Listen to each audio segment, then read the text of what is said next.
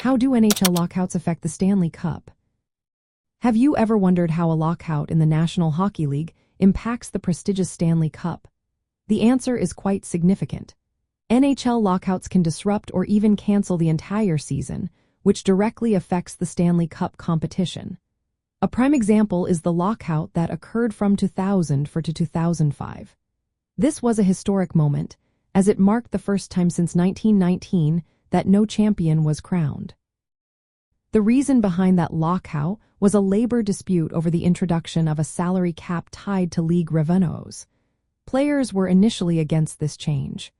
The lockout lasted a lengthy 310 days, and by February 2005, the season was officially canceled.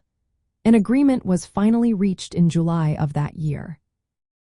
This cancellation had a ripple effect across the hockey community. With no games to play, many players sought opportunities in leagues around the world.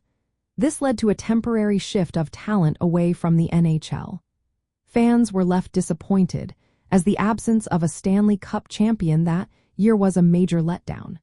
The NHL's reputation took a hit, and fan engagement suffered as a result. Other lockouts, like the one in 2012 and 2013, also had an impact, but they did not lead to a complete cancellation of the Stanley Cup.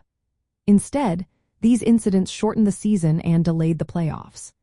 These labor disputes often arise from disagreements about salary structures and revenue sharing between team owners and the Players' Association. So, how exactly do NHL lockouts affect the Stanley Cup? They can lead to the cancellation or shortening of the NHL season, which prevents or delays the playoffs. They interrupt the annual tradition of awarding the Stanley Cup, as seen in 2005 when no champion was named. Additionally, player movement to other leagues during lockouts can change the dynamics of the sport. Moreover, the absence of NHL games and playoff excitement can negatively impact fan interest and league revenues. The history of NHL lockouts highlights how important labor relations and collective bargaining are to maintaining the continuity and prestige of the Stanley Cup competition. Understanding these effects helps us appreciate the challenges faced by the league and the players.